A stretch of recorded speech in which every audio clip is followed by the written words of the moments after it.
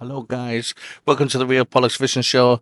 I know we haven't made a video for a very long time, but this is just a short video of when we went to Gran Canaria.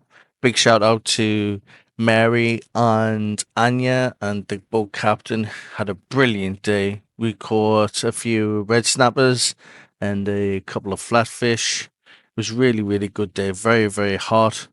Can't wait for this year because we're gonna be doing a lot more videos.